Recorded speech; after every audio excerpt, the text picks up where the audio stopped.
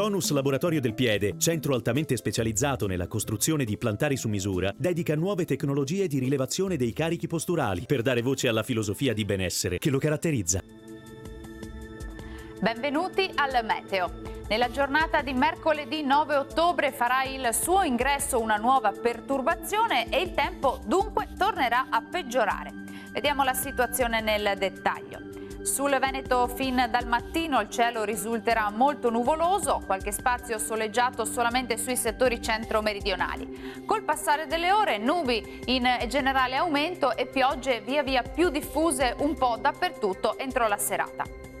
Temperature minime tra 9 e 12 gradi, valori massimi compresi invece tra 15 e 20 gradi.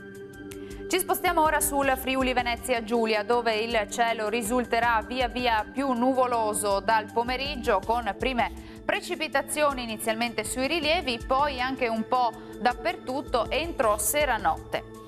Temperature minime tra 11 e 14 gradi, valori massimi oscillanti invece tra 17 e 19 gradi. Situazione sostanzialmente identica anche sul Trentino Alto Adige, con molte nubi al mattino, poi via via più diffuse su tutta la regione, con piogge via via più frequenti. Temperature minime sugli 11 gradi, valori massimi invece sui 16 gradi circa. Bene, per questo aggiornamento è tutto, grazie per l'attenzione, arrivederci.